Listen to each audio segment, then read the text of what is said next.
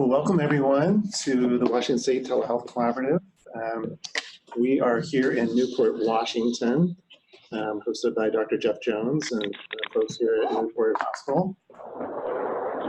First is just take 10 minutes and roll call. We'll start with folks in the room.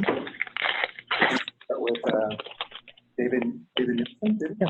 I'm Dr. David Nielsen. I'm the Executive Director of Northeast Washington Alliance Counseling Services. We're the behavioral health provider for Ferry, Stevens, and Lincoln counties. Great, and David's going to be speaking to us shortly, so great to have you here in person. I'm Joshua Frank. I'm the representative from American College of Emergency Physicians, and I'm based in Wenatchee at Central Washington Hospital. Good morning, Denny Lorden from Providence TeleHealth. Jeff Jones, family doc here in Newport. Joe Schmick, representative of the 9th Legislative District. John Scott, here at University of Washington. And I'm Nicole Groen. I'm the program manager for the collaborative. Great. And your name? Hi, I'm Ian Goodhue, Director of Government Relations for UW Medicine. Thanks, Ian. So I'm just going to call out folks I see from the collaborative. I see Ray Hanley from Labor and Industries. Ray, good to see you. You want to say hi?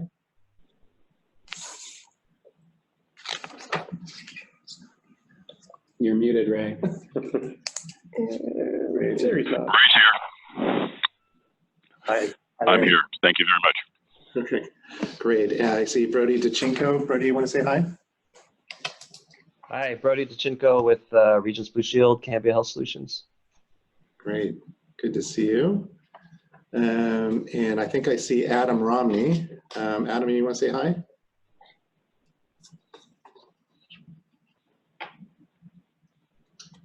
Here. Let me make sure he's not muted. It's Brady. Adam, we don't have an audio on you, but I see you're unmuted. Can you hear me now? Yeah, there you go. Okay. Hello, everyone. Great. And I'm just going to call out other folks on the collaborative. So Senator Becker on the call. I know she was going to join. I don't see her. She might join later though. Okay. I think she was going to attend. Senator Cleveland. And I know Representative Riccelli cannot attend today as a prior commitment. So Chris Cable, Chris, are you on the call? I am. Good morning, John. Good morning, Chris. Glad you could make it. Stephanie Cowan from Multicare. Stephanie, are you there? Yeah, I'm here. Good morning, everyone. Great. Good to have you. Kathleen Damon from Swedish. Kathleen, are you there? Okay. And then Joelle Fati. Here. Thank you. Oh, great. Good to have you, Joelle. I know Chad Gavilan said he couldn't join. He had a prior commitment. So we'll go to Francis Goff. Dr. Goff. Good morning. Good morning. I am. Good morning, everyone. Hi. Great to have you. Sheila Greenshook. Yes, I'm here. Good morning. Good morning. Cheryl Huchala from Primera Blue Cross. Okay, so Cheryl. Dr. Jimenez, Ricardo Jimenez from Seymour. Do we have Catherine Kie? Or no, Josh, if Ryan was going to be able to, okay. No.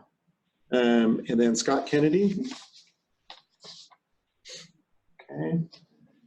We have Denny here. Sarah Orth, I want to tell everyone, has taken a position at Northwestern in Chicago. So she will not be joining us, unfortunately.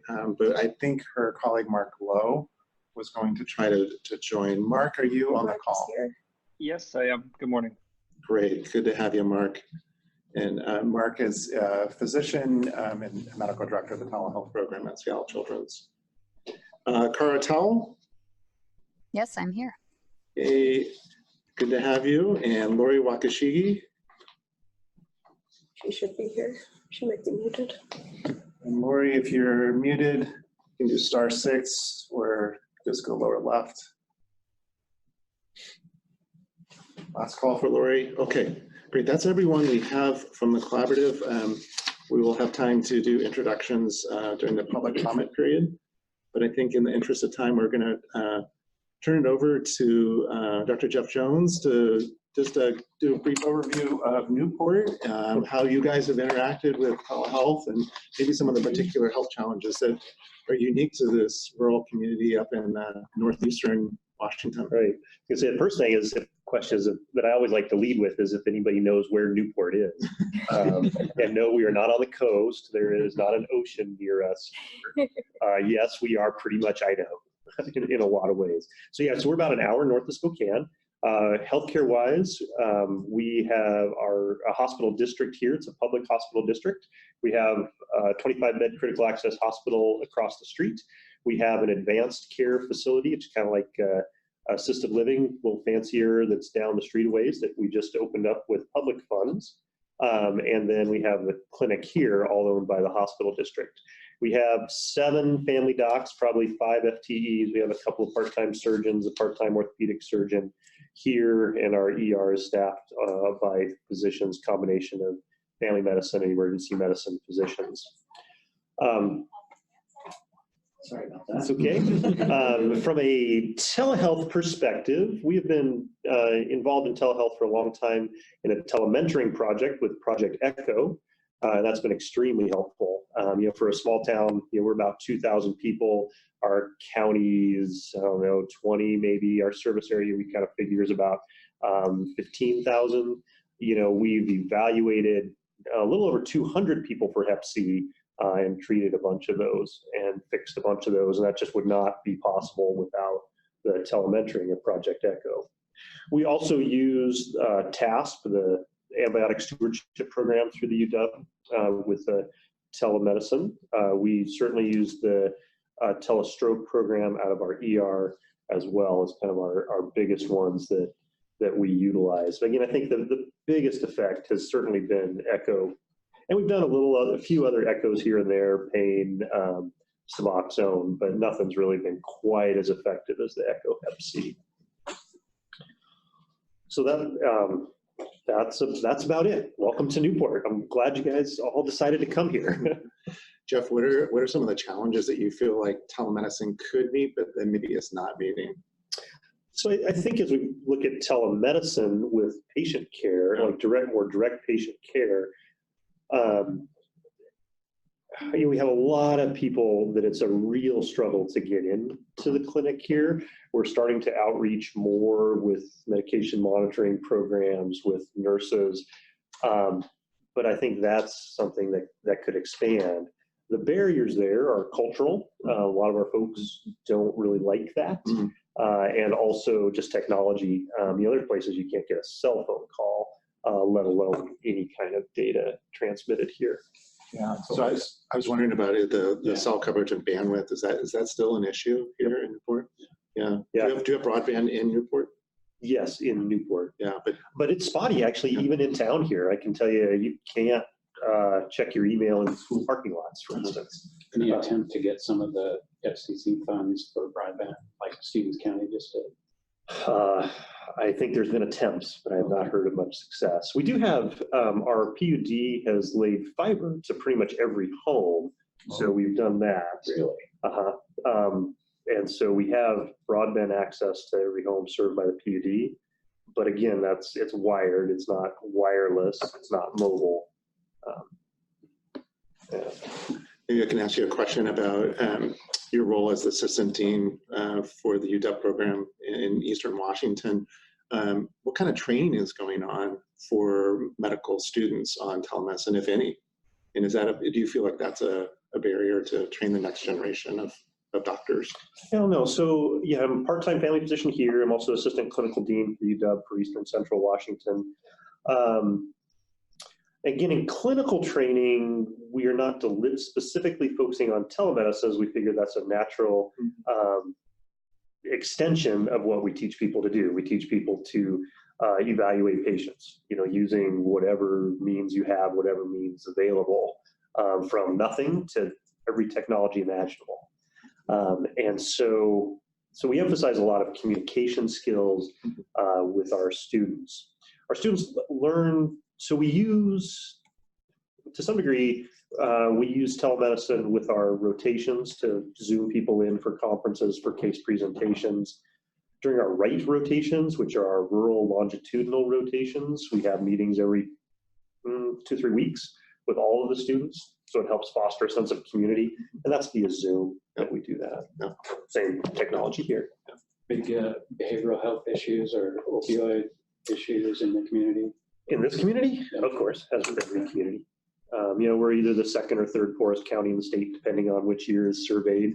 And so as with every county that has a lot of poverty issues, absolutely, we have a lot of behavioral health and substance use. Other questions from folks on Collaborative for Dr. Jones? This is Francisca. I was wondering if you're using telemedicine or a telehealth platform in some way to address some of the opioid issues, telemat, or is there anything sort of on the horizon for that? And also just in terms of some of the telepsychiatry visits, is that something that you're able to bring into your community as well?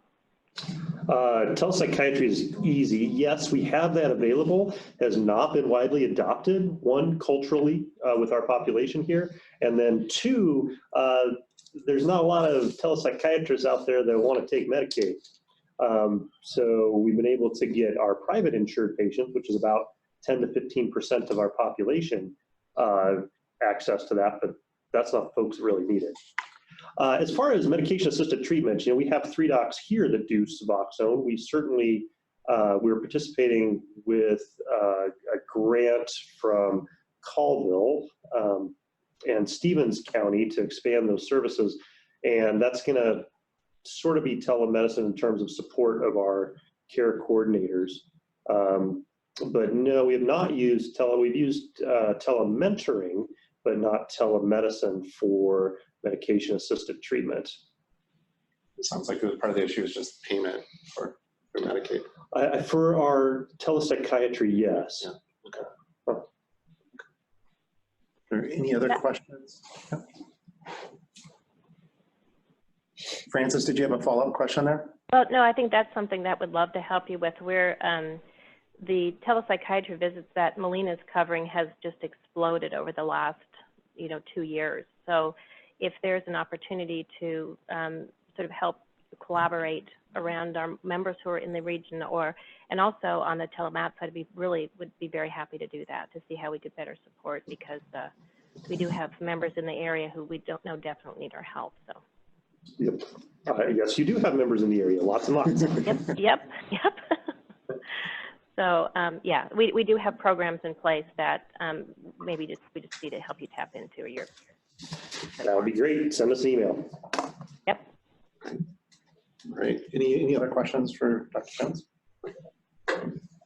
Thanks for coming. Thanks for coming up. Yeah, we like our place. We think this is we're doing a good it's job. a beautiful town, beautiful new clinic we're sitting in. So congratulations on all the great work you're doing here.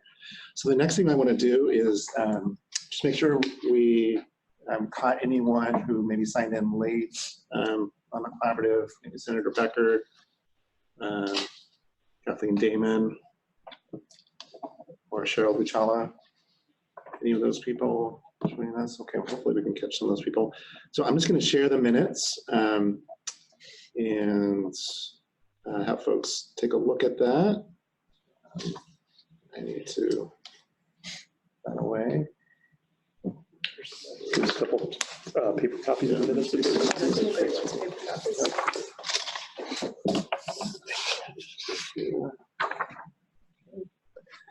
And I want to highlight one thing that Nicole is doing that I think is really cool, is if you notice right here in that Philo has a timer. If you wanted to go to the actual recording of the meeting, you can click on that and it'll take you directly to the YouTube recording. At that time. At that time. So for example, if you wanted to, let's see, go down here where we started talking about payment parity, they take you exactly to it and maybe get a deeper dive. So that's you need that on hearings. Yeah.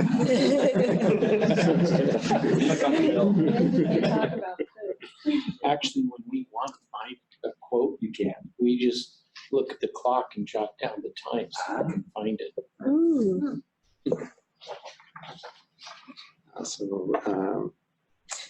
there's some hyperlinks here about some of the other bills we talked about. And so Nicole, I just want to commend you on making these things much easier to find. Oh, Hyperlinks is really nice. of course. Simple, but makes big difference. Yeah. So folks had any comments, edits to the minutes? This is a great time to do it. Also, if in the next week or so, people find things that they didn't catch today, just feel free to send me an email. Okay. So maybe if we can get a motion to approve the minutes. So moved. With a second. Okay. Any other comments or edits? This is a good time to make it. If not, all in favor, please say aye. Aye. Okay. Any opposed? Okay. Well, great. So we will post those minutes to the WISHA website, and those will be available for folks to review.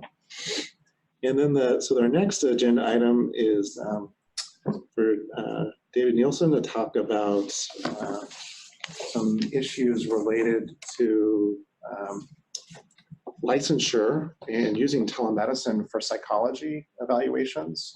David, do you have any slides that you wanted to share? I'm sorry, I don't have slides. I do have handouts for people in the room. Okay. So, and we will make those available to folks Just send them to me after. after. Make sure they get Okay. distributed. So David, again, if you wouldn't mind just introducing yourself and kind of the issue you'd like to talk about. Thank you. So again, David Nielsen, and I'm a licensed psychologist by professional training, but my real job is to be the administrator for community behavioral health in Ferry, Stevens, and Lincoln County. So we have outpatient clinics in 5 office locations. Our primary office is in Colville, a town of 5,000 people, about 70 miles due north of Spokane. We do know where Newport is, by the way. Don't know that everybody knows where Colville is. In addition to having our outpatient mental health and drug and alcohol program, we have a 16-bed inpatient evaluation and treatment facility that's embedded inside of Mount Carmel Hospital in Colville. And we have been extensively involved in telehealth for about 8 to 10 years and originally had plans to do a lot of clinical work. But we have encountered some barriers with WACs that have made it difficult for us to do some things. Right now, we're using telehealth predominantly for our psychiatric medication management services, and about 60% of our patients who are receiving psychiatric medication services are receiving that through telehealth. This is people of all ages, children all the way up to senior citizens. So I'll have nurse practitioners sitting in an office in Colville doing telepsychiatry with our patients in Davenport. I have psychiatrists working from their homes in Spokane doing telepsychiatry with patients in Republic. So that's worked very, very well for us. There are some things that have not worked well for us, and the state is going through integrated managed care. One of the things that we're starting to really see is the profound differences between the medical world and behavioral health. So if you were to see a brand new patient as a physician today, you would just see the patient and you would diagnose and prescribe and you'd be off and running. Before behavioral health providers can start providing any sort of services for a person, we have to provide what's called an intake assessment. And what I've just handed out to you is a copy of Washington Administrative Code 246-341-610. And for all community behavioral health facilities, we are licensed under this WAC. And this tells us that before we see a person to do any clinical work whatsoever, we must do a clinical assessment with them, which turns out to be about an 1.5 to 2 hour process before we even begin providing any behavioral health services. And what I've highlighted for you is section 1A of this WAC, which says that all assessments must be conducted in person. So 2 years ago, I called the Department of Health and I said, does telehealth constitute in person? And I was given the answer, as much as we would like that to be the case, the answer is no. So I'm sure that you all know that there's a statewide shortage of behavioral health professionals, from drug and alcohol professionals all the way up to psychiatrists. And it is a regular occurrence that I'll have somebody walk into my clinic in Colville asking for a drug and alcohol assessment, and they're waiting for 10 weeks before they can get that assessment because I've got 2 drug and alcohol counselors to serve all of Stevens County and 1 to serve all of Ferry County. And we can't meet the demand. 30% of our drug and alcohol patients no-show for their assessment. So I can have a scheduled assessment, person no-shows in Colville, and my Republic drug and alcohol counselor will be able to see a patient because they've got time. Somebody walks into Colville, what I wanted to do was to have the Republic drug and alcohol counselor provide the assessment for that Colville drug and alcohol patient, but this WAC precludes that from happening. So mental health assessments, drug and alcohol assessments, we cannot provide these by telehealth.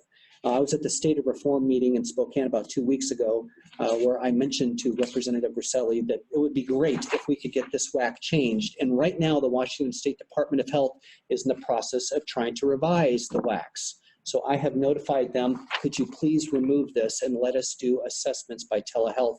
Haven't heard whether or not there's going to be any headway on that. When I mentioned this to Representative Rosselli, he said, well, I've got the meeting that you need to come talk to. So you can blame him for me being here to discuss this right now. Is there an element of the visit that needs to be done hands-on like H&P or anything? Absolutely not for behavioral health. So the sole exception in drug and alcohol would be if the CDP is going to diagnose the person as not having a drug diagnosis, we have to collect urinalysis at that point in time. But if they're in my office in Colville, I can collect that urinalysis and still have the clinician in the Republic telehealth do the full psychosocial assessment. Department of Health could do that tomorrow. They could do this tomorrow. Yeah. So this will require 2 steps. So the first is the Department of Health has to change this WAC. The second page of what I passed out to you is something that comes from the State Service Encounter Reporting Instructions, which is developed by the Healthcare Authority. So this is the billing Bible for behavioral health that tells us how it is that we can provide, how we bill services when we're submitting our claims. And you'll see in here, I've highlighted a couple of sections that again, that say intakes and assessments cannot be conducted by telemedicine. So we need 2 changes. We need a change from the Department of Health to allow us to do this by telehealth. And then we need a change with the Healthcare Authority to allow us to provide and to report our encounters via telehealth. Again, they could do that tomorrow. They could do it tomorrow, and it would revolutionize my ability to create access. For a dumb question, you get paid for doing these assessments? I mean, that's payment? We do get paid. For the So 2 hours that you have to spend we do. in doing it, so that. And frankly, and in my world, I'm getting a capitated payment. So I'm getting paid whether people are showing up or not right now. So it's literally a waste of funding because I'm getting paid. People will no show in one office. I'll have a clinician available in another office. A patient will show up in a third office, and I could use my resources through telehealth to connect the people in different offices so they could get those assessments. As it stands now, they come in, I have to turn them away and say, come back in 10 weeks, and I'm still getting a capitated payment. What's the reason you think they no show? It's just logistically challenging to get here. You got to strike while the iron is hot. And so when people are calling up and saying, I want an assessment, and I say, I can see you in 10 weeks. By the time 10 weeks gets there, So Representative Schmidt, when he brought this up at the State of Reform during Representative Kelly's panel, the thought was for him to come and present to all of you, and potentially maybe the collaborative might want to consider writing to the Department of Health and Healthcare Authority to flag this form. And Well, we could call Secretary Wiseman, but I know he's at a press conference right now. Yep. But I think Representative Riccelli's thought was perhaps maybe the collaborative could put their behind this and try to get some movement on it. Okay, well, I certainly can call them and pave the way. And maybe this is potentially another somewhat obvious question, but is there a reason why this was in there in the first place? Can anybody determine? So is there any medical reason why it was put in there originally? So, as a psychologist, I cannot for the life of me figure out where this comes from. So if I was bleeding, I could come into the emergency department and somebody could do telepsychiatry with me. But if I'm just talking about my background, that has to be face-to-face. I mean, there's no logical reason that I can understand why this exists.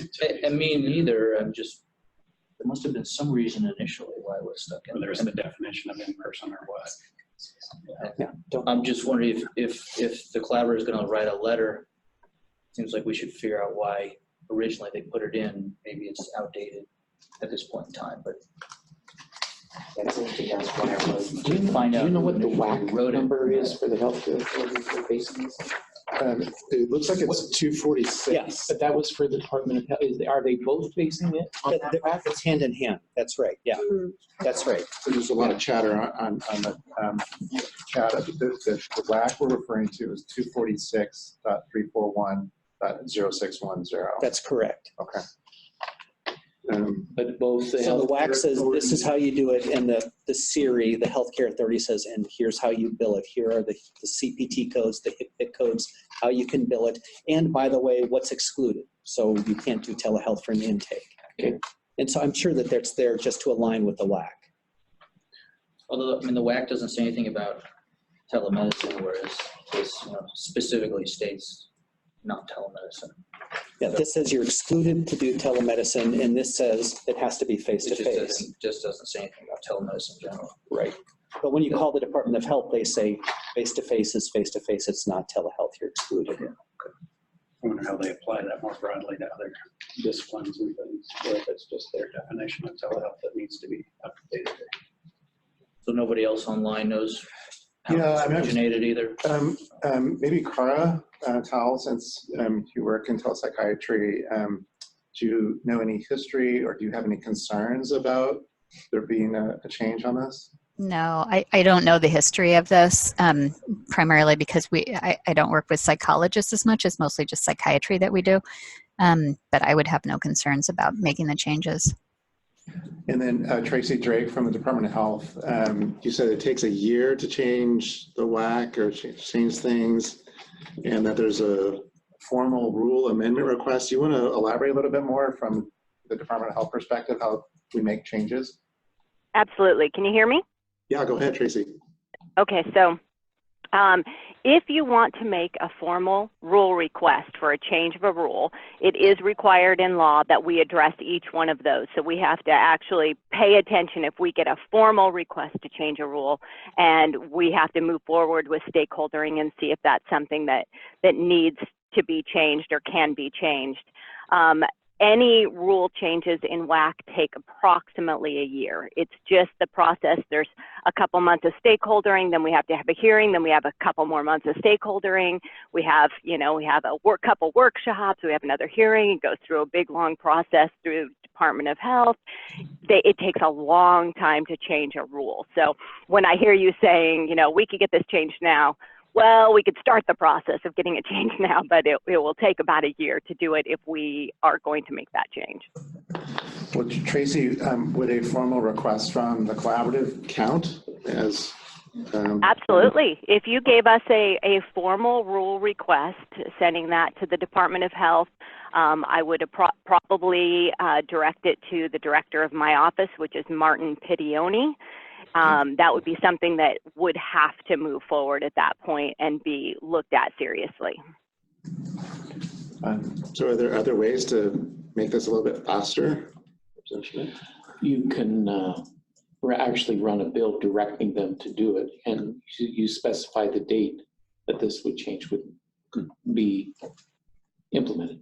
What is your advice? What Tracy said. Go ahead, Tracy. So my response to that is usually when we run a bill, we get a bill, they give us a year. So like we had House Bill 5380, and it was required that it be implemented by January 2020. That was in the last session, so they gave us approximately a year to get that. And as it is, we are scurrying like crazy trying to get that thing implemented by the end of this year, and some people are panicking trying to get that done. So most likely if you introduced a bill, they're not going to tell us to do it in less than a year because we just physically can't with the requirements for stakeholdering.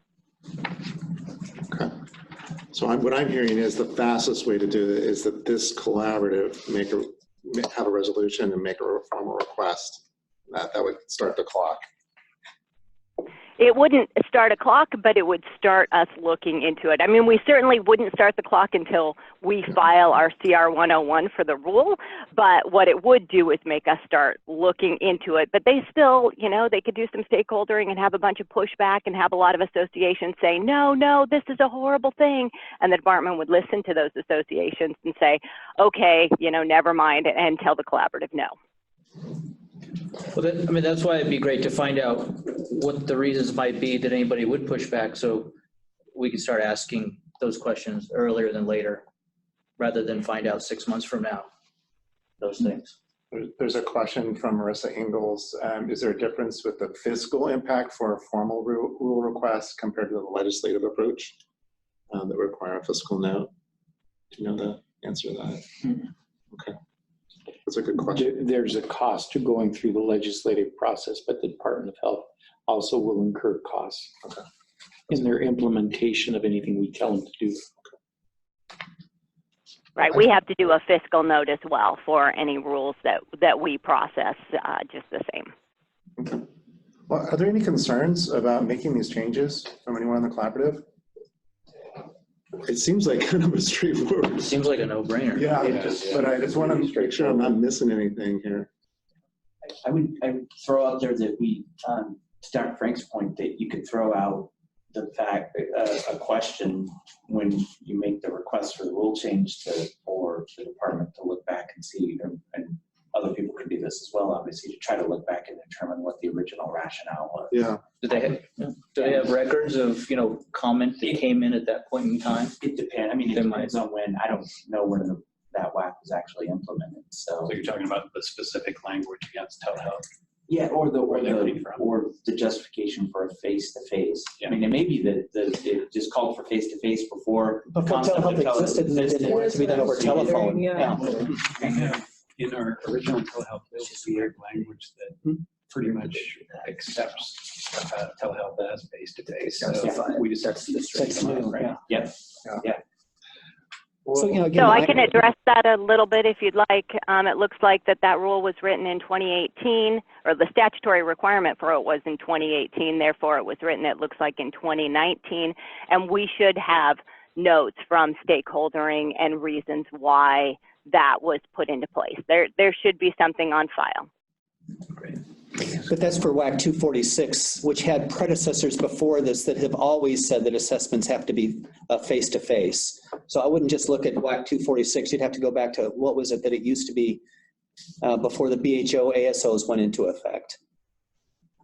So it's been around for a long time is my point. And I was going to say, I think part of the irony here is, working with Providence, you guys have put telepsychiatry, and so a patient can walk into the emergency department who's never had any background with you, put them in front of a psychiatrist and walk out with a prescription. Whereas we're specialty behavioral health and we can't do this. No. I think Jody Conkle from the Healthcare Authority wanted to chime in. Jody? I'm sorry, Jody, I only saw part of your chat. Yeah, I don't know part. Jody, if you just want to unmute yourself. Jody, you should be unmuted now. Go ahead, Judy. Jody. Sorry, this is Jody. I was trying to unmute, but I couldn't figure out where the button was. Yeah, we can hear you. Go ahead. All right. I believe that the WAC that is sitting at DOH now was moved there when DBHR was moved into Healthcare Authority. Jody, we're actually having some trouble hearing you. Can you get closer to your microphone? All right. Sorry, is that better? That's way better. Oh, sorry. Had to turn it up. So I believe the WAC you are discussing that is at DOH now actually sat with DBHR when DBHR was at another agency, and when it moved into Healthcare Authority, that WAC moved to DOH. That's correct.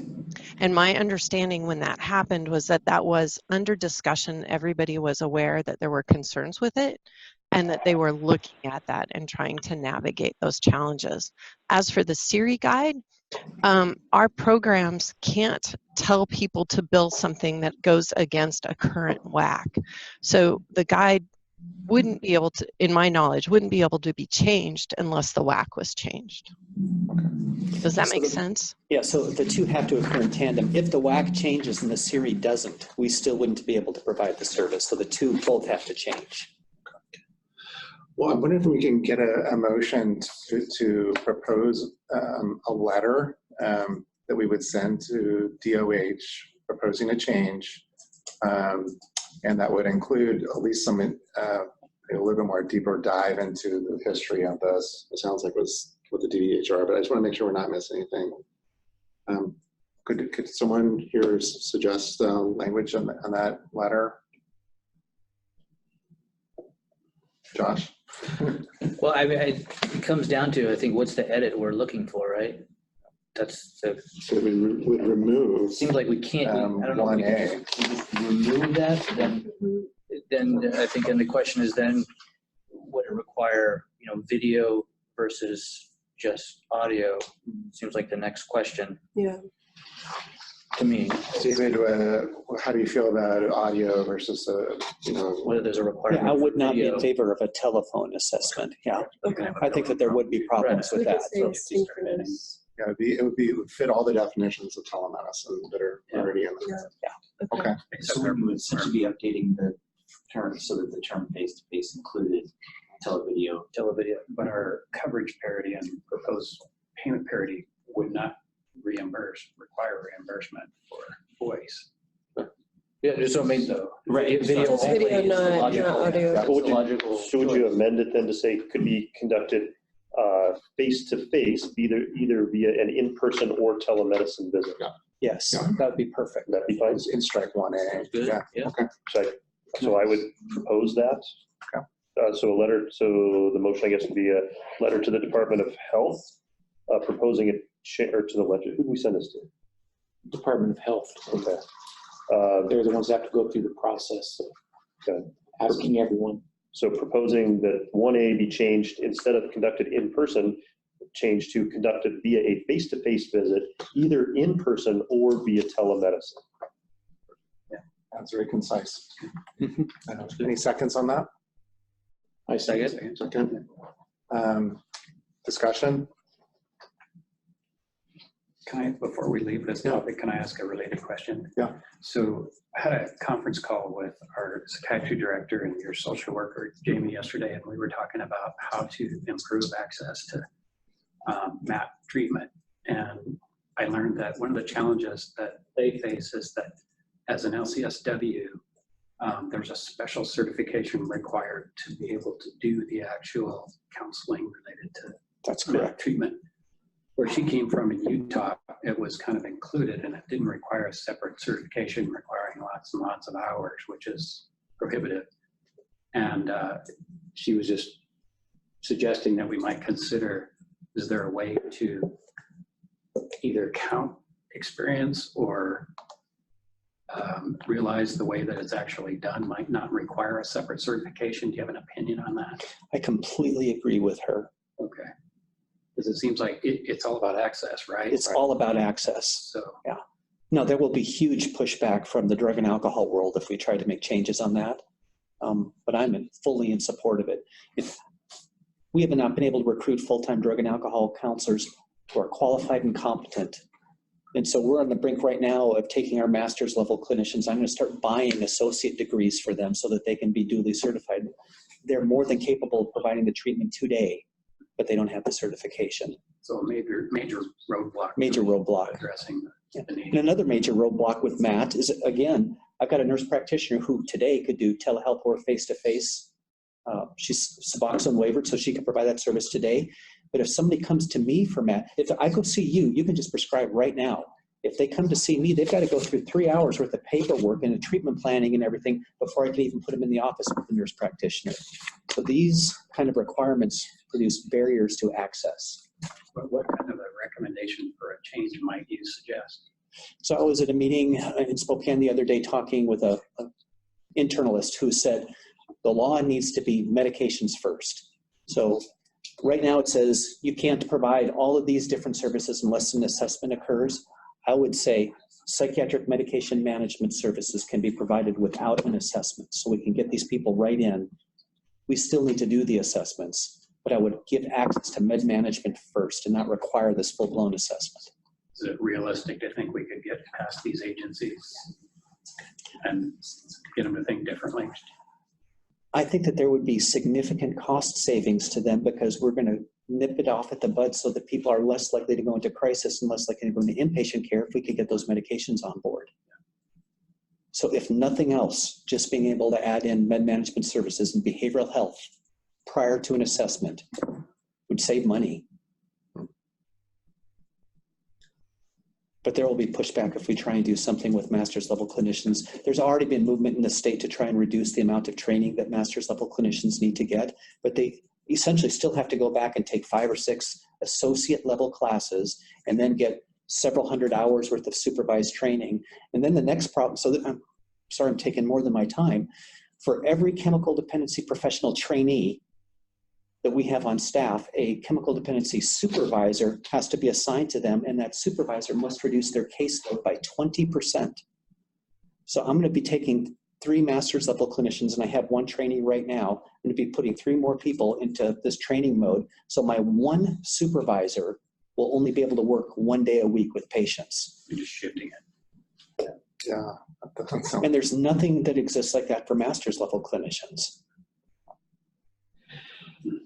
So lots of credentialing barriers. That's really helpful. Any other discussion on the motion? I've taken a run at that before.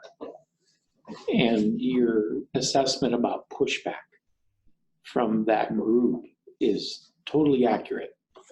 They want to see all those hours of supervised counseling before they ever give that credential, full credential. I'm not smart enough to know if that's right or wrong, if you need that patient safety or not. I don't know. But I do think that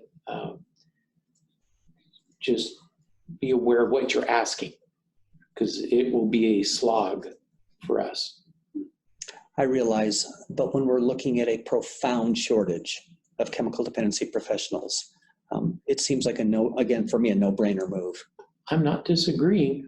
I'm just, you're going to have to, I would say you're going to have to spend just as much time with that association as you do with us, because they will push back. There's a comment from Marissa Ingalls that there's a workforce training and education board that's meeting to talk about behavioral health workforce issues. And this is an update from 2016, 2017. And they're going to be looking at some of these barriers. So it sounds like there's another group that's meeting. But I'm just wondering if we can maybe wrap this agenda item up and take us to a vote and see if there's anyone who's opposed to writing this letter. And just so you know, I will take a draft of it. I will send it to all the collaboratives, and so we'll have an opportunity, everyone to lay eyes on it, including the people who weren't here today. Is there anyone opposed to this? Okay, so the motion passed, and we will get that letter out. And I thank you, David, for bringing this to our attention. I think this is going to help a lot of people who are struggling with access for. Thank you. It will really help us too. Great. Appreciate it. Thank you. So the next issue is to come back to the nursing compact. We heard last time. Thank you.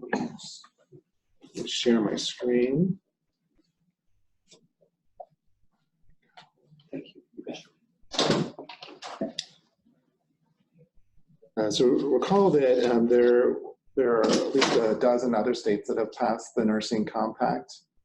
And the compacts can't be changed, okay, because these are across the United States. So it's not like we can take what's been passed in other states and tweak it for Washington. So unfortunately, this is something we have to take at face value here. And these are the different sections that are included in it. And I think I wanted to come back to a couple of the issues that were brought up last time by the Washington State Nursing Association. The one that I recall had to do with training of nurses about their scope of practice, because that can vary from state to state. And I don't think there's anything necessarily in the compact that addresses it, but it might be something, again, that the collaborative or can educate nurses about. There might be ways to educate those nurses about that.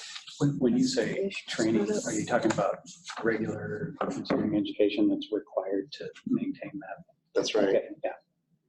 Yeah, so that was one. The second is that in other professional compacts like the PA and physician, the clinician has to alert the state board where the patient is located.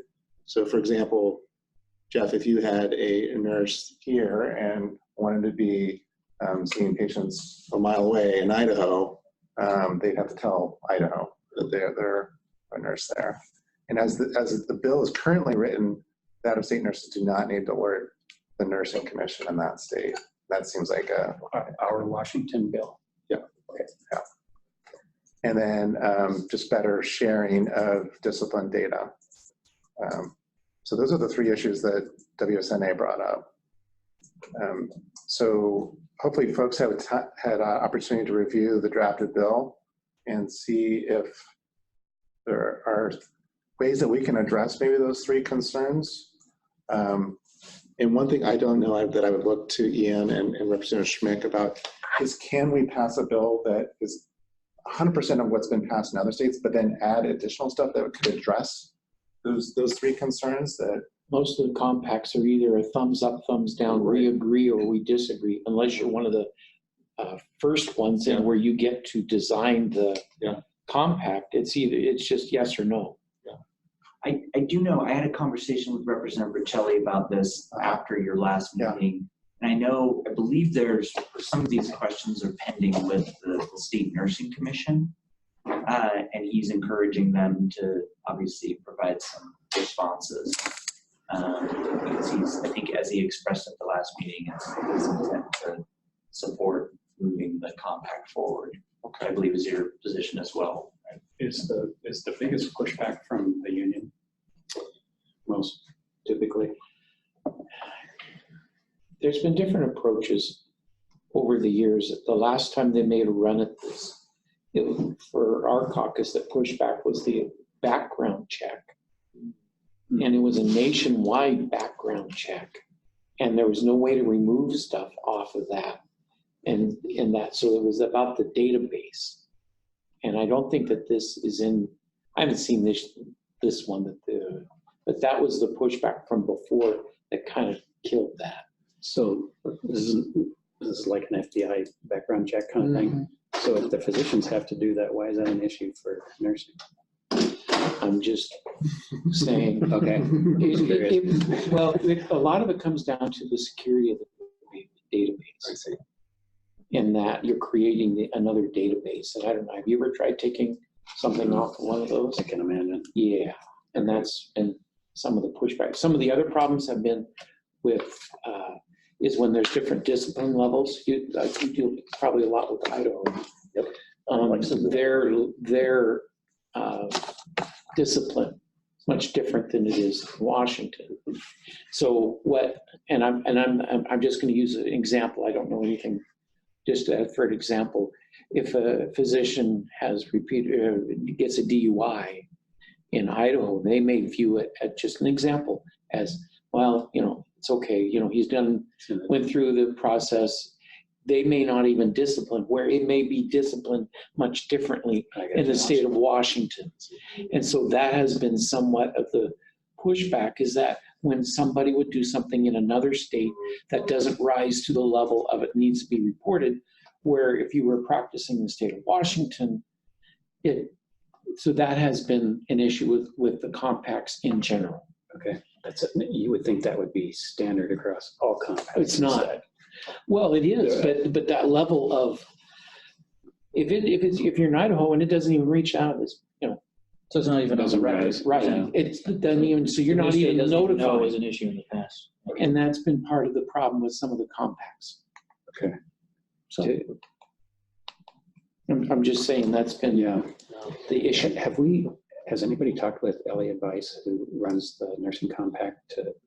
Elliot Weiss, I have not. No. Okay, he's on our ATA compact SIG that we're working with. So if there's specific questions to see if we've run into this in other states, be happy to bring that up. So that database thing is one of the main legislative concerns. I think that's been in the past, but I think it's the inconsistent level of discipline across the states. I think that, because we're much more strict in Washington than a lot of other states. Sure. Is there a fix for that? I don't know. To do it through less states' autonomy, not that I'm advocating for that, but that would require you to use the compact, and that's not going to happen. Right. It's already been agreed to. Because that's why I say a compact's a thumbs up or thumbs down. I mean, if I were in a state and my state didn't need to put on my record something because it wasn't something they disciplined for, I wouldn't want my record to have something that. Because you got to report it everywhere. Yeah. Not that my record has anything, but if I were thinking along those lines and maybe negotiating for a union or other people, I would advocate that we just stick with the state's, current standard. That would mean that then Idaho would have to be as strict as Washington, even though those people aren't necessarily practicing in Washington, just in case they wanted to in the future, right? But that's been some of the issues with the compacts. Yeah. I'm wondering if we can call on the two nurses who are on the collaborative, Joelle Boppe and Cara Towell, to hear their perspective. Do you have any concerns or question about the Washington State signing on to the NLC? Cara or Joelle? Make sure that they're not. You guys might need to unmute yourself.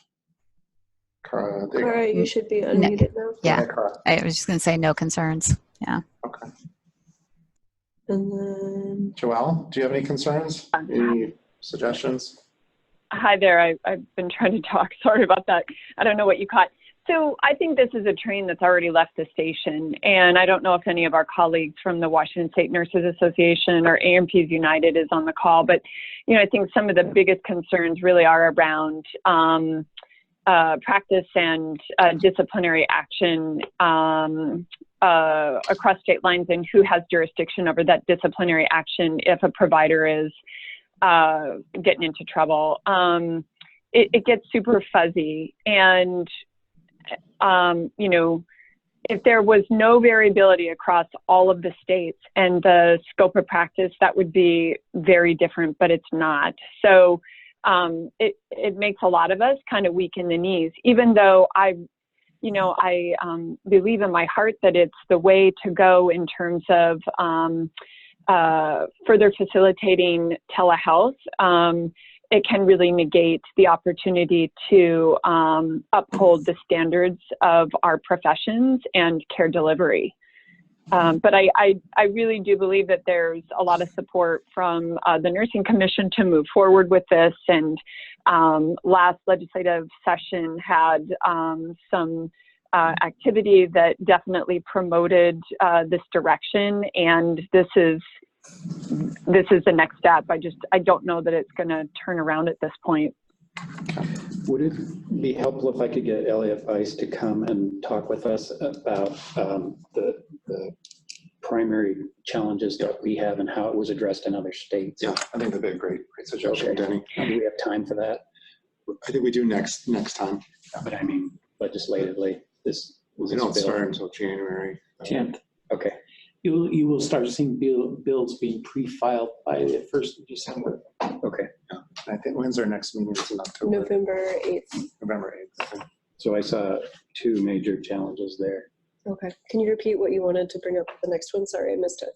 Elliot Weiss, who heads the Enhanced Nurse Licensure Compact, he's also working with us on the ATA Special Interest Group. Okay. He is very aware of the issues that they've dealt with in the past across all states, and this is at least one of those that I can put my finger on. But if he can come and speak with us about how that was addressed, or maybe potential language changes or whatever in our bill, and maybe I could send it to him and he can review it too. Okay. Maybe he can offer some suggestions on what we could do. Okay. That'd be really helpful. Would you be reaching out to him, or would you like Yes. me to? Okay. Right. Can everybody hear us? No. I can hear you, Joelle. Perfect. Sorry, we had the Wi-Fi cut out for a second. Okay, thank you.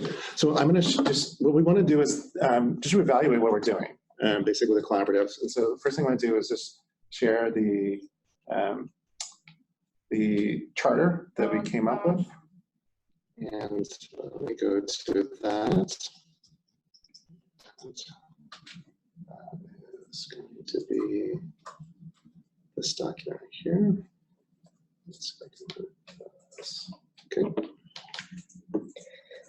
And just to recap, so the reason we brought up the ATA goals is kind of to give us an idea of something to work off of what similar organizations have done, just to sort of help guide our decision making today. Okay, so you can see on the screen our vision, mission, and statement, and some of our goals. Maybe go back to their goals. And so improving access to education and resources. The first is enhance the adoption of telehealth. Develop recommendations on improving reimbursement and access. Identify guidelines. Also clinical documentation, billing requirements, liability and fraud prevention. Make recommendations on privacy and TA center. So let's look at those goals. And if you want to, we can take them one by one and just see how, is there anything more we need to be doing? So that first goal is improving access to telehealth education and resources for both patients and providers. And to remind everyone, one of the first things we did was to develop the frequently asked questions. One was for clinicians, one was for patients. We've developed the training that is now live. Are there other things we can be doing around education and resources? That comes to mind. And there's lots of things out there, but beyond the collaborative, the NRTRC, the ATA. Through the ECHO program, our main part, we've moved down that. So now, I guess I would like to ask Dr. Jones, the culture. Remember, he said that the culture is a problem. Yeah. So does that mean that people don't know it's there? Are people just unfamiliar using it? I'm just curious if that was a drawback. What do you think, Denny? You guys are doing it. What's your uptake? I'd say there's definitely an awareness issue. Like providers, I'd say even within our own organization, our staff don't know what telehealth really is about. As much as we try to use the word telehealth in patient stories or for great things like that go out in our newsletters, people still don't understand it. And then when we take that term away, they don't equate the two. So it's even more of a challenge. Providers, it's a constant education process for us, coming to med staff meetings or service line meetings and talking about the different programs and how they're being utilized. So I think you're going to have to keep doing it all the time for it to take effect. So the patients, the general public is even harder. Yeah. But if we can get patient stories out there in the newspapers or the press and let people know how it's being used. Social media, you're right. I'm sorry. Exactly. Well, I think one thing that was very interesting that folks may have seen in the last week was that Amazon now has a telemedicine product. Mm-hmm. That's kind of the gorilla in Washington State. So it's now just for Amazon employees, but we know that they're probably going to expand that beyond Amazon. And yeah. So that we might see some more awareness of that. But I had a recent conversation with several hospitals in Central Washington where there's, there's some, the word they use were dinosaurs, clinicians who are still very reluctant and they're very vocal about it. And I think it's a minority, but there's still some major concerns. Mm-hmm. So. I wanted to ask, what do you mean when you talk about the culture around here and the uptake of technology? Yeah. We serve a lot of, I put this politely, there's a lot of folks here that are either unable or unwilling to use communication technology. For instance, a lot of people have maybe flip phones or deliberately live without access or access to the web. And there's some folks that just, again, lack the physical or mental capabilities to use modern technology. Okay. They're living in a trailer off the grid and they're 85 years old and they're not going to change. And they're wonderful people and they're great to work with. And telemedicine is never going to work there. Okay. What can the collaborative do to maybe educate clinicians about this? Denny, you mentioned like use cases, stories about that. we can post that on our website. There's maybe things through WISMA they're put in their newsletter. We can work with our colleagues there. Social media. And any other ideas of how we can kind of get the word out to providers? The Rural Health Association meetings have been meeting a lot with us too. I don't think there's a problem in our area of people seeing it as an option. Like you saw last time, we spoke, there are some barriers that you guys are actually making progress on, and in time that's going to be utilized. So I don't see it as an awareness, personally in our area. It's just working steadily towards making it more user-friendly, reimbursable, and then people who are never going to use it are going to age out, and people who just expect it to be there are going to age in, and they're going to say, hello, why isn't this available to me? And you better be ready when that's the case. That's exactly it. And that's the thing, emphasized in rural areas, that your population is not just folks that are resistant to technology or unable to use it. There's a lot of people that are moving into rural areas, and there's an article like a month ago about this. A lot of people moving into rural areas, telecommuting. They're maybe working out of Seattle, but living in Quincy. But they're getting the healthcare in Seattle, and so those rural communities can capture that care for the primary care, then they can capture for other things too. I'd say that one of the fastest areas of growth for telehealth for us is direct to patient in the home. Obviously, the challenges are access and connectivity, but the younger generation are coming to demand and expect it on their terms. And then we have groups like the folks that could use MAP treatment that have compliance issues and can or won't come in, but if we can deliver it to them and they don't have the stigma of going to a mental health facility, it's somewhat more attractive, but it's still a learning curve that people are trying to get used to doing it in this way. But I think the younger generation is going to move us in that direction, so we're going to keep pushing. I'm just wondering if I can call on folks who are on the patient education subcommittee and see if there are other things that they had identified as opportunities or challenges, just kind of going to identify.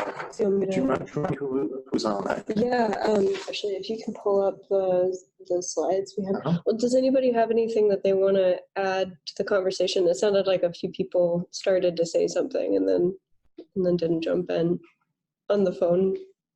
No? This is Ray Hanley from Labor and Industries. Can you hear me? Okay. Yep. I'm torn here about sort of the marketing aspect and education aspect and the convincing aspect, which is sort of the next goal, which is evidence-based. It seems to me that part of the ability to make this more widely accepted is probably going to be dependent on being able to share the comparable efficacy of different approaches and the ability of having home as a place for doing particular interventions as well. So I know that here at Labor and Industries, that's the way that we move forward with policy, is the evidence-based stuff.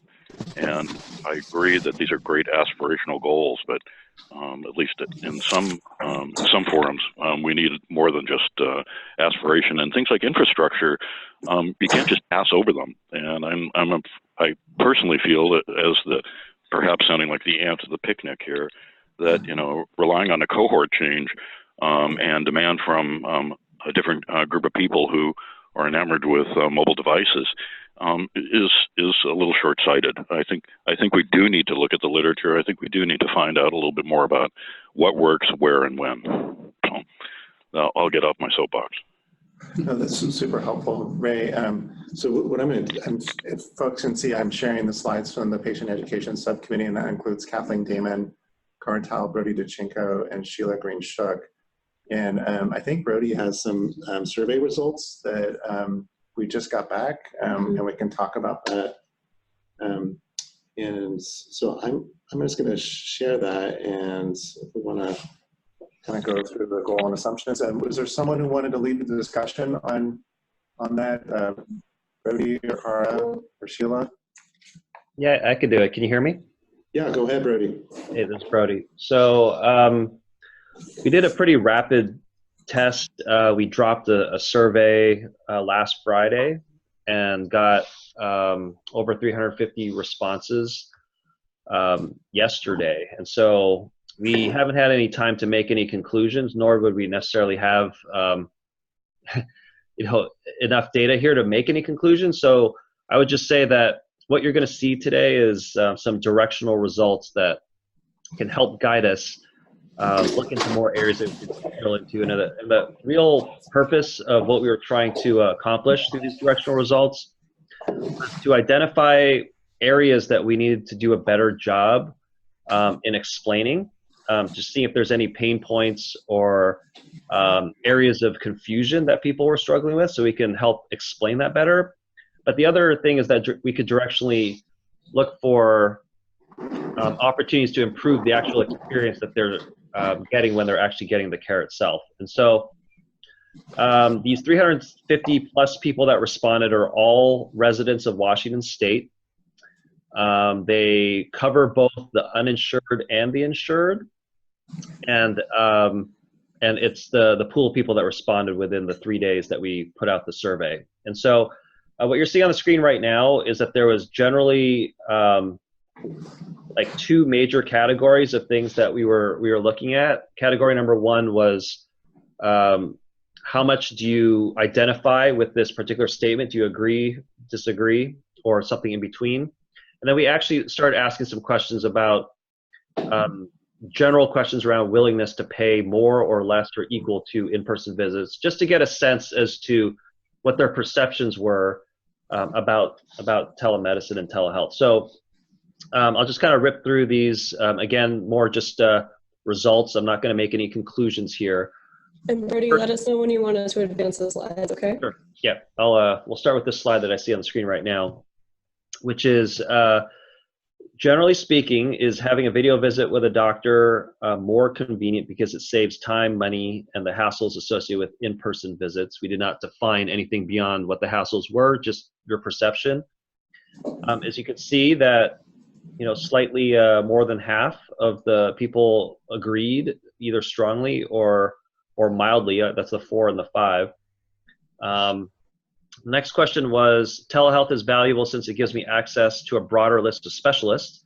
So we actually want to identify specifically whether people valued the concept that, for certain specialties, there are few doctors within a service area. Do they appreciate the ability to actually access more specialists? And you can see that roughly half the people rated that as a 4 or 5 as well, in agreeing with that. I believe that being able to see a doctor by telehealth is a valuable option for me. So rather than the first two are somewhat conceptual, like, do you agree with this or not? But this is more personal. Do you personally see value? You can see that it drops slightly, but still within that 50% range. Video visits with a doctor aren't as effective or accurate as in-person visits. Here you can see that 44% of the population agreed that it wasn't as effective or accurate, while 34% will just put this as kind of the unknown, or kind of just, kind of just mediocre, or they're not really sure either way. So I wouldn't consider that a positive statement. But there's maybe the other thing to look at is only 23% of the people actually disagree with that statement. Mm-hmm. I don't understand what telehealth is, how it works, or when it should be used. And so this was really more about comfort level and understanding and awareness. I know we were just talking about that here. There's a decent proportion of half the population doesn't have a strong understanding of it. And so I think there's some takeaways there. So let's move to the next slide. Telehealth is valuable because it allows me to get care without having to leave my home. And here you can see that over 60% of the people who responded agreed with that statement. I would prefer to avoid doctor's office waiting rooms so I don't get sick from other patients. Half, really hard to make conclusions when everything kind of hovers that 50-60% range. This one's a little bit interesting here. I wouldn't use telehealth because my health insurance plan doesn't cover it, or I don't know if they cover it. And so this big 42% chunk here, I mean, I think that's, yeah, they just don't, that's not a lot of confidence. So I would say that, that there is some room for improvement here about either in the messaging or in the way that the experience is rolled out, that there's more clarity as to what is covered. And as I mentioned, like our health plan, well over 90-something% of our health insurance plans cover telehealth. And so it's sobering to find that this is the response that is coming back. I'm worried I don't have the technological skills and equipment necessary to see my provider remotely. This does not seem to be a major issue, that people don't feel that they don't have the appropriate equipment. Like I said, we only had 350 plus responses, or 325 in this particular section. So if we do have the ability to slice by certain categories, but once you slice it too thin, the responses probably start going all over the place. Video visits are a waste of time because the doctor will tell me to come in the office anyways. This one was actually something that I was really interested in the response to.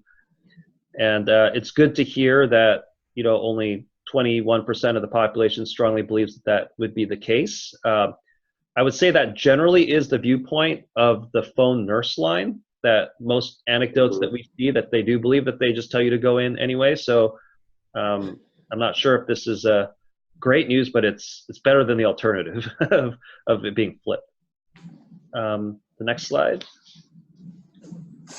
I would be more comfortable using telehealth for smaller or less serious health questions. And so this one, Nicole, you pointed this out yesterday. This seems to be one of the more telling ones, that, you know, people are more comfortable using it for less serious issues. Mm-hmm. I feel more comfortable with a provider when I see them face to face. Telehealth is too impersonal. This one's kind of the middle of the road thing, so not really swinging too far, but it does show that there is a decent proportion of people that do feel that it is impersonal.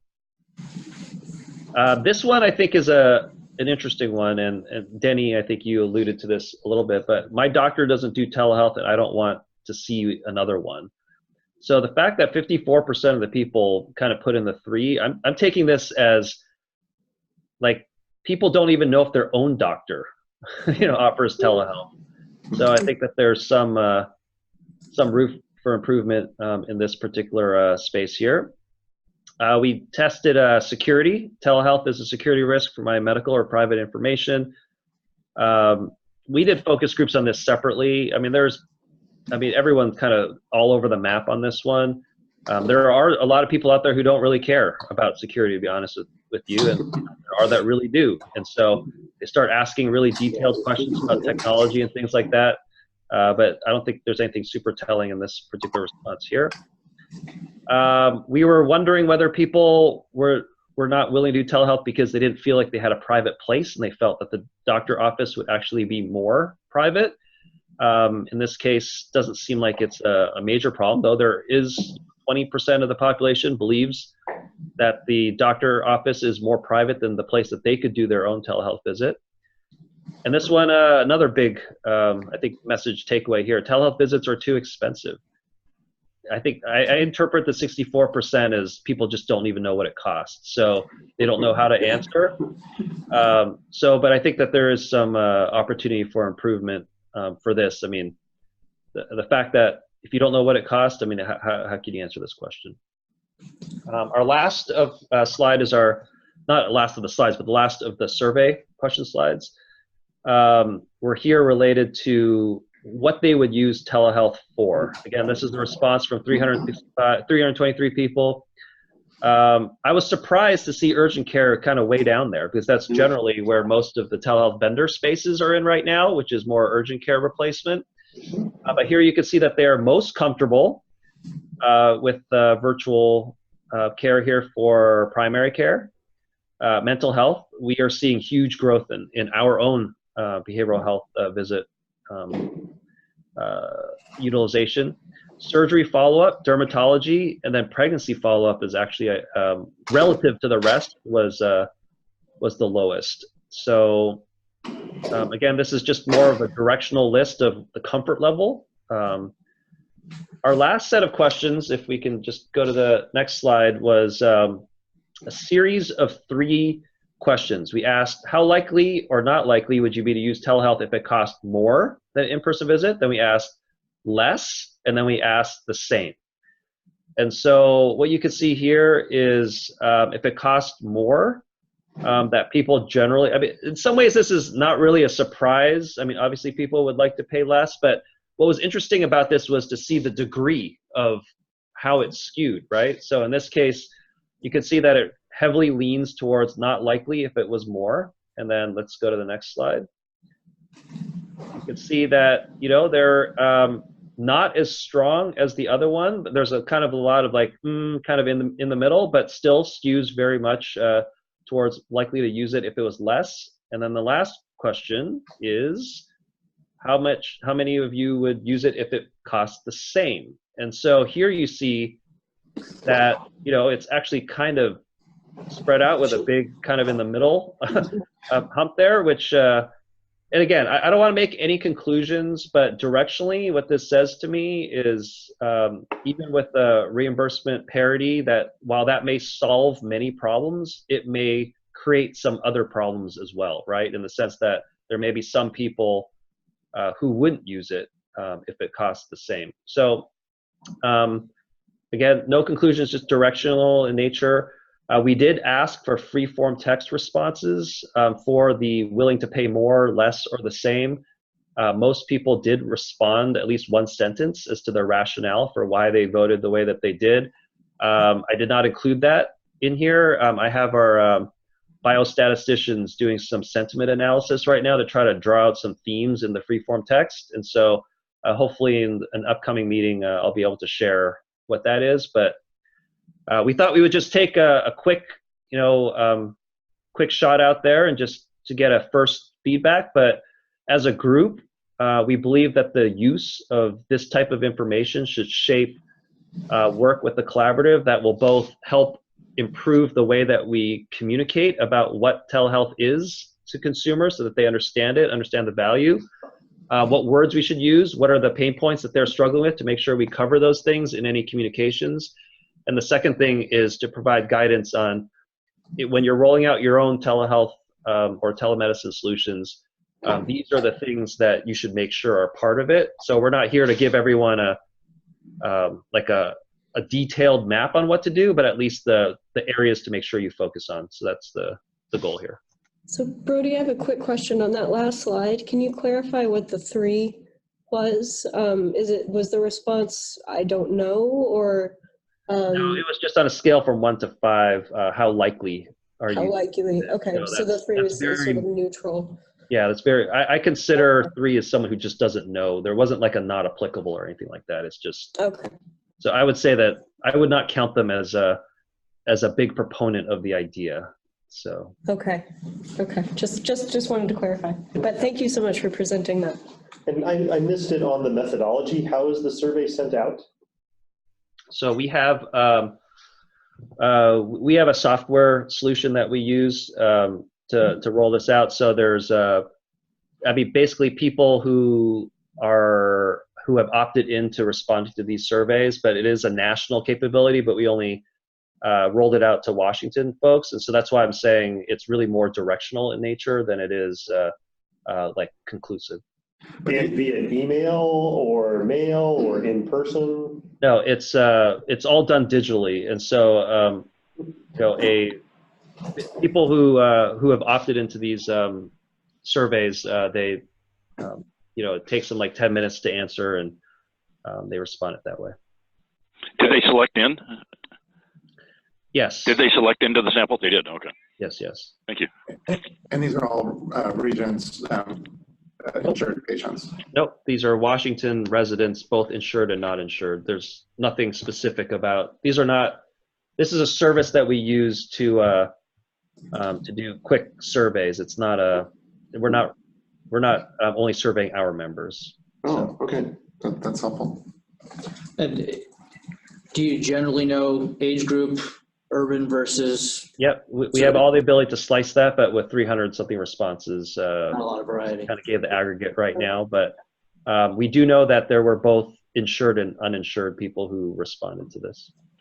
And Brody, because I know that the survey has gone out for the past, I think this is the responses that we've gotten over the past week. Is that right?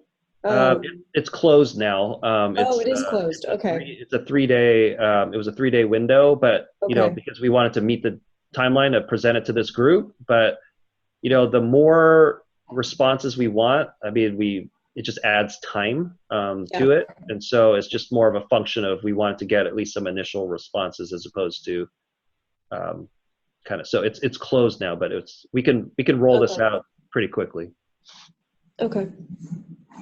Great. So I just want to make an observation or a statement, and I'd welcome feedback from everyone. I think that online virtual visits are what the general public is probably most familiar with, because most health systems and things offer that as a service. But I think across the board for specialties, that's not a service that provider groups are necessarily set up to do yet, or don't have the capacity to do. I think where you see that happening is where there's an access issue, and maybe I'm a psychiatry group and I can provide that service, or I can get you in faster, or I'm a specialty group that is following up on my own patients, and this is an alternative to them getting in the car and driving 3 hours for a 10-minute visit. So I think for us, a lot of the time it's communicating that message from the specialist or the provider that is able to provide that service about the option for their patients as a way to access service, if that makes sense. So I think as our field expands and there are more services that become available, people will probably become more aware of them from their providers, unless they were to access a group like Doctor On Demand that offers multiple service lines, that sort of thing. Usually the people that are going to provide it are going to educate their patients, and that's going to spread the word. Right. You're saying, right? Right, exactly. Yeah, it'll have a snowball effect in that regard. Hopefully that's the case. It seems like there's an opportunity for insurance companies to educate their members. I mean, honestly, I only read those mailers around open enrollment in November, and I'm like, what are the new benefits and how much is it going to cost? So I'm just wondering, Brody and Chris and Francis, what kind of communications do you guys send out to your members about new services and things that are being paid for? So I could take that. So we have a bunch of different things that we do. There's a monthly e-newsletter that goes out to members, and generally each month has a different theme. So if it's like flu season, or if it's like mental health awareness month, if there's something related to that, we generally look for the applicable virtual medicine message that goes along with that monthly theme. And so for those that read the e-newsletter, and Dr. Scott, doesn't appear like you're one of them. There is some messages that go out around that on a monthly basis. Around 2 times a year, we do push for a registration drive, because most of these telehealth services require people to have, to be registered for them in some form or fashion. That usually comes with some form of bribery to register, whether it's a chance to win a gift card or a guaranteed $5 Starbucks gift card. We generally get pretty good uptake there, but those don't translate into visits. And I think the main reason is because they registered for the gift card, and when it comes time to them being sick, like 2 months later, they forgot that they got that gift card. But those are things that we do in that space. We do a couple of other things as well, but we find that the most engaged groups are ones where the employer is heavily involved in it, because people generally do read their employer emails as opposed to their health plan emails. And so we actually are doing a campaign right now where the CEO of 43 of our larger companies are sending we wrote the email for them, but they're actually sending it under their name to their employees, and we saw a big spike in registrations in the first 2 days that we did it. We have some groups that are well over 15% utilization, which is pretty good for telehealth usage. And we even have a single group that's over 20%.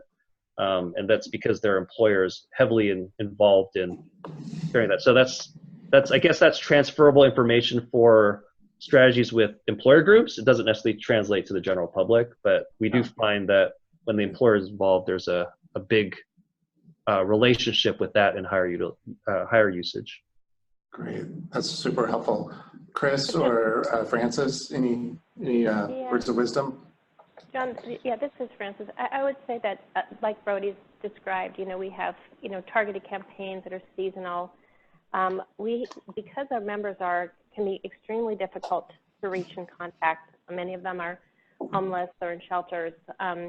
We have been able to get just under third to a half of our membership, very transient, very mobile. Over 80% at least have some type of cell phone access. So we have, and some have, of the email. So we've been able to get about a third of the email addresses of our membership. And so we do email campaigns and we target, again, specific issues or things that we want, to convey during different seasons, flu, et cetera. The other thing that we have done, which is highly effective, is combining that with an on-the-ground campaign. So we have community health workers who are getting out into the communities, meeting with our members. We have about 1,000 events every year that basically just tries to get information out. So we have printed materials when we're out in the community. We also help members sign up directly for the service. And also we stratify and target individuals who may be at high risk due to whether it's underlying health conditions, or it could be just very frequent ED utilization. So I identify patients that way and then basically target those patients, reach out to them, and try to get them engaged and make sure they know this is an option. So we have different strategies, but the most effective one we found for our membership is a combination of the email campaigns and also on the ground directly trying to engage our members. That's been effective. Yeah, and I know from like a health system perspective, we have things up in the waiting rooms. You're seeing these are the ways that you can access urgent care. So we have the nurse care line, we have the virtual clinic, and have urgent care facilities. We've done things like that. But a lot of times I found that if the provider suggests it, that it's really effective. That patients really trust their providers. If they say this is a technology or a way that we can communicate, they'll be on board. So one of the things we've been doing is just trying to make sure that the providers know that this is safe and effective, and there's lots of people who are doing it. So yeah, Jenny, very poignant there about the offices. If they start offering it themselves, they share the word. More and more information that it's something people can use. The front door. Yeah, we just recently started a counseling program for our own employees. We call them caregivers, but we recognized a huge need to address life stressors and personal issues that our employees have. And so we wanted to provide them some free counseling virtually, just like we would our online virtual care. Yeah. And it's a free service provided by the health plan for 10 visits. And we're seeing a pretty good uptick in utilization of that. So I think that's something that's needed, and it's recognized as available and low to no cost. So I think that's, if the word gets spread. Yeah. I think Chris Cable wanted to chime in. Chris? Yeah, I think there's some basic things that everyone has to do. It sounds like everyone is doing. You got to get people enrolled and connected. So we do the same things in Kaiser Permanente as part of our new member welcome. We try to get them to sign up and get authenticated. We also do it opportunistically when they come into clinic. If we see they're not signed up, then we'll try to do it then and there. I think we also do similar things with flyers in the buildings. We send out mailings to our members with our call, click, or come in campaigns. And I think all these things are, again, sort of table stakes. I don't know how effective any of those things end up being in the long run. My personal belief is kind of what you're saying, John. You've got to really make it part of how you deliver care. And so I think more and more we're trying to work with our docs and our teams to say, hey, our next visit can be by video. Let's set that up. Let's arrange that. And if it's done intentionally, I think you get much better results than sort of leaving it out in the wild, and patients can kind of take it or not take it. So I think you got to set the stage for it to be normal and for it to be what patients expect to happen. So the last part I'll add is we are actually moving towards the end of this year towards some web and mobile enhancements as well. We're going to turn on the Epic self-triage or symptom checker module, if people are familiar with that. So when members are online, then that will help guide them to care choices, which could be an appointment, but also could be a chat episode or an e-visit or something else. So for those that are engaged enough to try to use an electronic tool, then the Epic Symptom Checker will help guide them to one of those outcomes. Thanks, Chris. That sounds really cool. I want to come back to the education committee and just see what kind of guidance you need from the larger collaborative as for directions.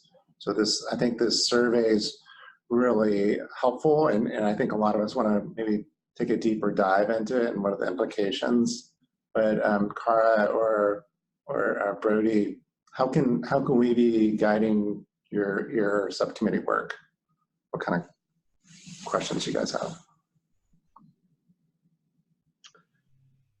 Yeah, I mean, at this point, we're trying to figure out what areas to dive deeper into. So as you look through the results, we really would welcome your thoughts about, hey, this seems really interesting to me, and we can try to dive into either another set of questions that we could roll out to dive into it deeper. But again, our goal here is not to give everyone a word by word like work plan on how to roll it out, but really more highlight that these are areas that you need to make sure you address in the way that you communicate things. And so I think we've done probably step 1 of 10 steps, if I was just to make some relative progress report on that. And so really, ultimately, the things that are of interest to you, we're happy to do that. And to the extent that you're comfortable with using this survey approach as a way to get quick results for directional information as opposed to like conclusions, we can continue using this method. But if we're looking for something like way more scientific, that would be something our team would have to discuss as to what options we would recommend to be able to do that. Okay, thanks, Brody. Can I ask Brody? You mentioned about nurse lines and their effectiveness, and then the questionnaire clearly made it.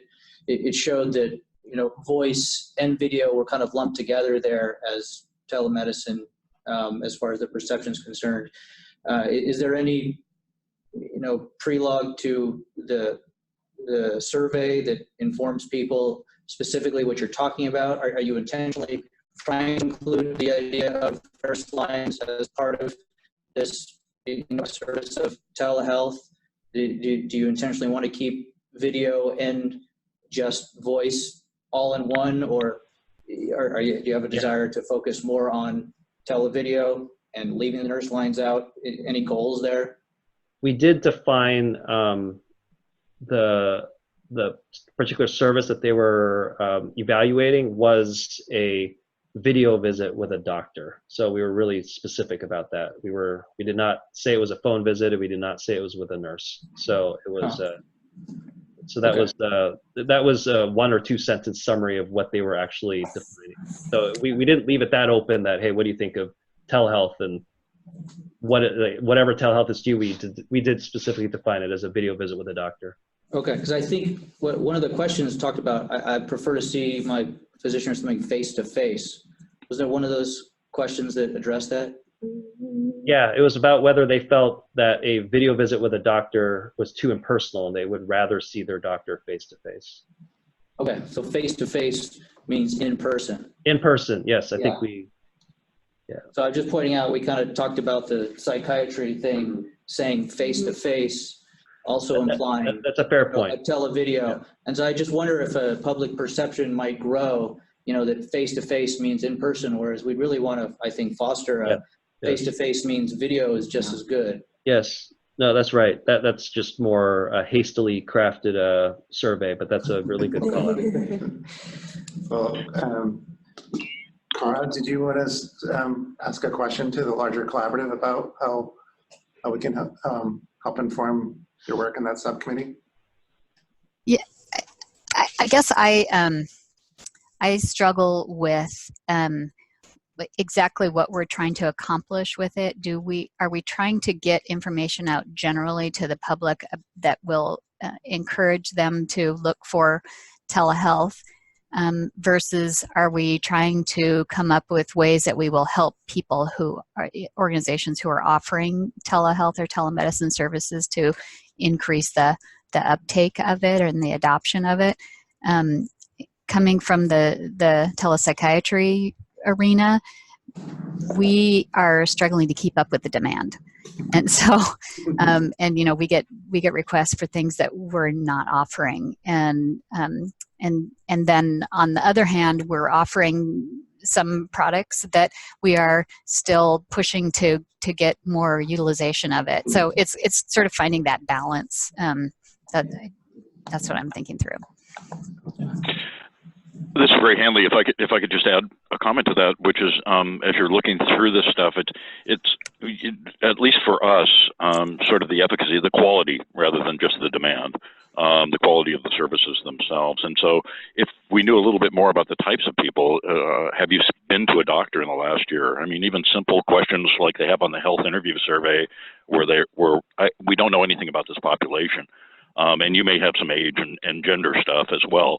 But I just think of the concentration of health expenditures and who are we talking to here, and so I get a little bit lost in this too. I understand that if we are doing marketing, we're trying to help plans actually reach out and do more telehealth stuff. But when it comes to sort of doing this more broadly, it does get a little bit muddled to me.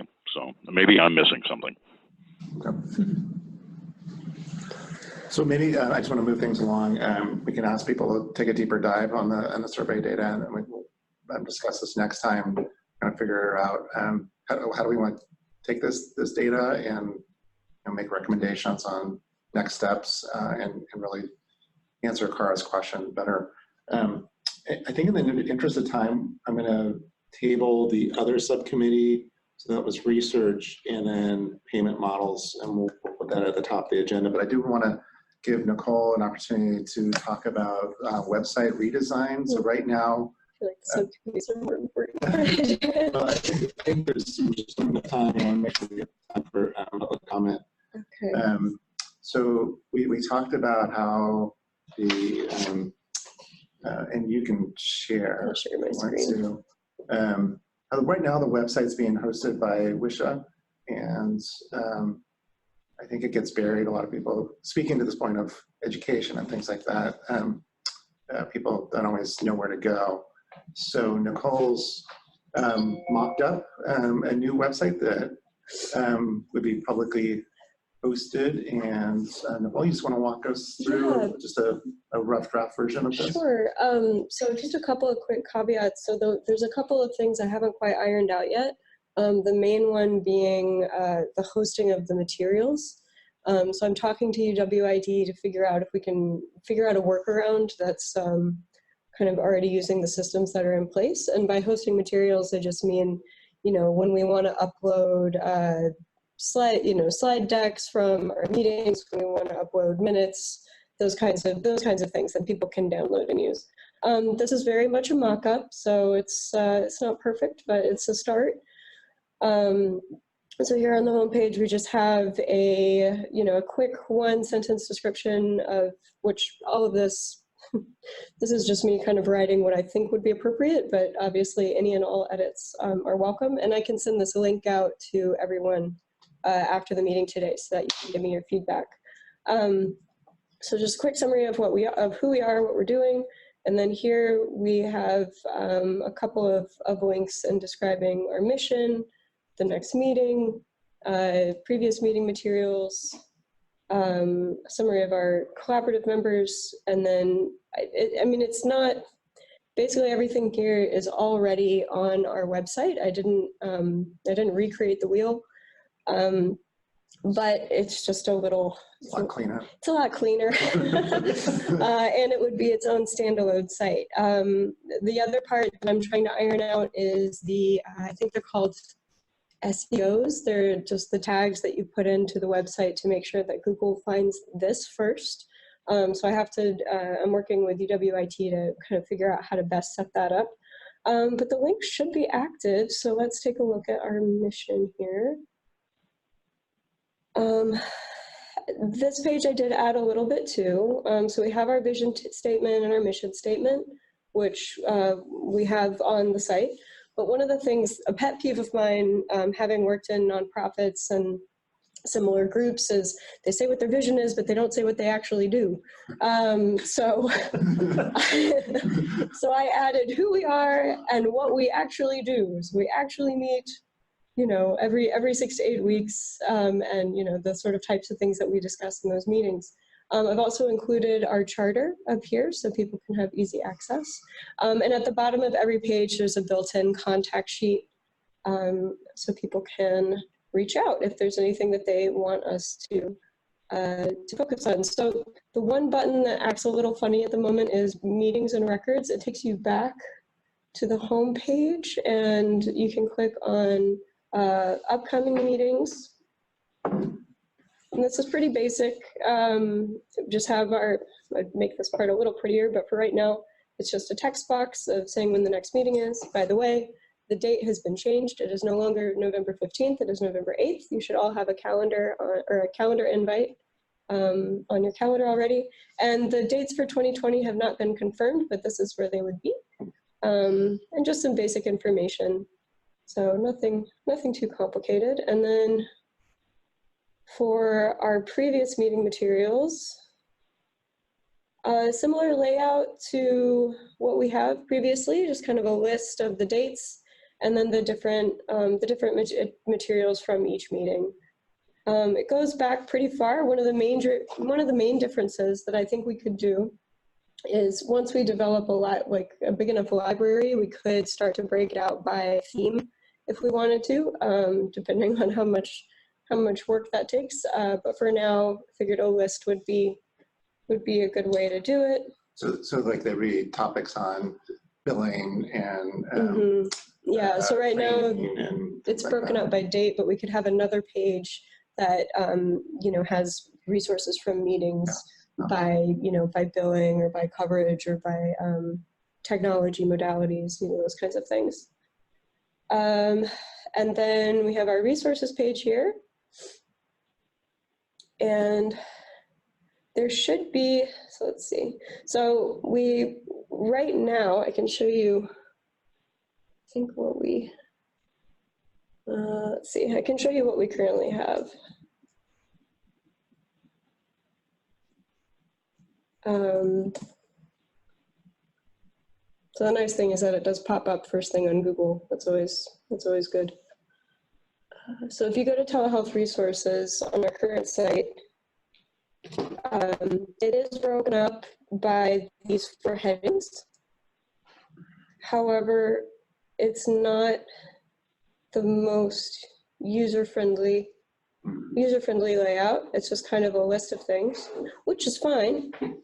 And I didn't make any major, where are we?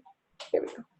I didn't make any major changes, but just kind of broke it up by, here's some documents that we've already had posted, including our own 2 documents that we've created about just telehealth generally. We have a few things posted on telehealth policy, payment models, and then we get back into the lists that we already currently have posted. And I think it would be useful to kind of include a little description of the different funding agencies. Yeah. And I think the last one, there should be an option here. Let's see. The navigation part, I'm still ironing out. There's also a separate page for any kind of collaborative publications. So anything that we produce as a collaborative. So we have, oops, this is the wrong heading, but we have our reports here from previous years. And then we also have the telehealth training video that was created earlier this year. So are you going to send it to the group for feedback? Yes. Okay, great. Yes. Looks so good. Thank you. It's all Wix. It's just dragging and dropping things. Yeah. So I'll send out this link to everyone for feedback. If you have any ideas about how we could better use the website, or how, what would be the most helpful in terms of laying out resources, just I'm be curious to hear what you all think. Yeah. I think this looks great. I Thank think it's you. a real improvement. A lot of work. And, I appreciate you taking a lead on it. yeah. I guess my first comment is how user-friendly is this for a patient? Maybe want to learn to going back to our last topic. If I'm a patient and I want to learn more, how can I, like, where can I go? You have to go to resources and you have to go frequently asked questions from patients. Yeah. So it might be good to have something on the homepage for like for patients. Yeah. I will say a lot of the queries that I get from that are directed to me from the website, because my contact information is posted on the one that's currently live. It's usually healthcare administrators that are having specific questions about telehealth coverage and reimbursement, or if we know of anyone that's offering a very specific type of telehealth service. So I see what your point about patients, but I think that it's also, we should include something specifically for telehealth. Yeah, totally agree. I mean, that's the thing you asked, what's the priority, what are the objectives, that we talked to a lot of things. I mean, my angle is I'm looking, I think a big value is to help physicians, other providers that are wanting to set up their own local services to get things working well. And then eventually, that will snowball and the public will be informed when there's good services available. And that's kind of from my angle, that's what I see. And so the value of this group, one is to be a resource to offices, individual providers who just want to get a good service up and running, like the gentleman from L&I said, what's the quality? And we build good quality systems that work well and we can get paid for them, then the patients are going to start demanding them and they'll be there. So having something just on the very front page, for providers, looking to offer telemedicine services, something like that seems like that would be a priority too. Maybe patient stories, if I know those are hard to come by, but it's a great idea for patient stories, how it's used as an example. Yeah.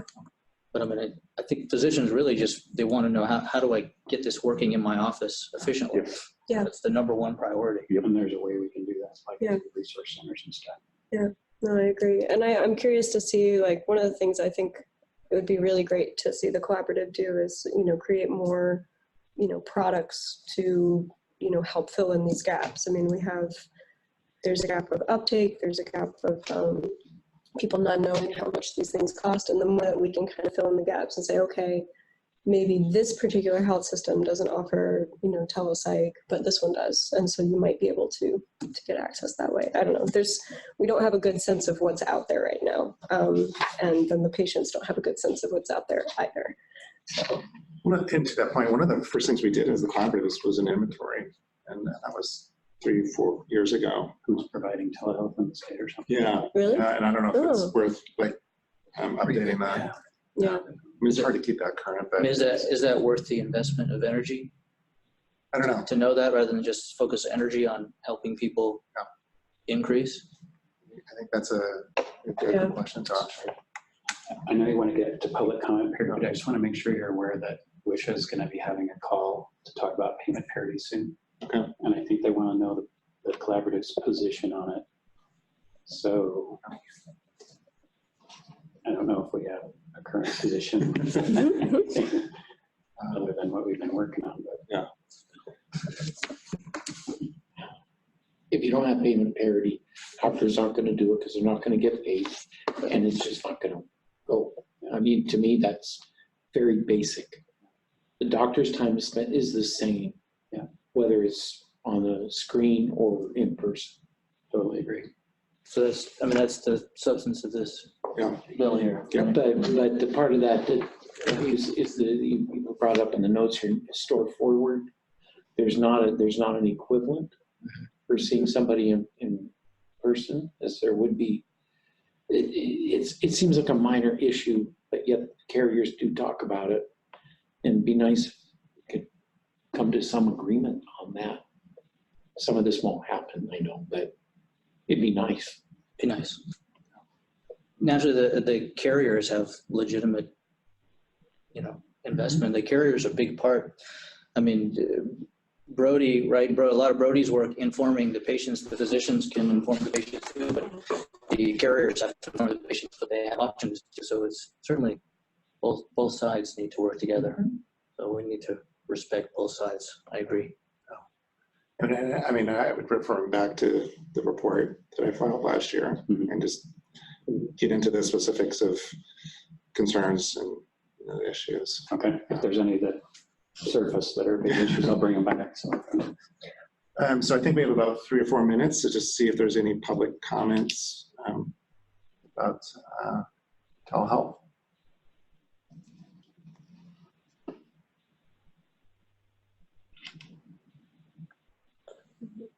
Okay.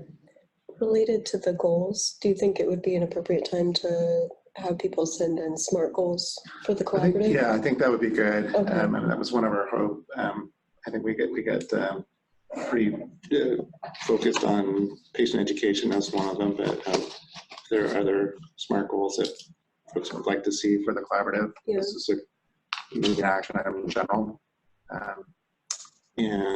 Just a reminder that our next meeting will be back in western part of the state. It's at the University of Washington, is that right? On November 8th? Yes. So it's where we've had it before, it's in the library. Can I ask a very practical question? Yes. Where do I park? Triangle, it's a triangle garage. Okay, that's the best? Yep, that's right across the street. I know where it's at. Yeah. But I just want to know, is there someplace better? You could. Is there parking at the South Campus Center? Yes. The other is you can park on the backside. It's called the S1 lot.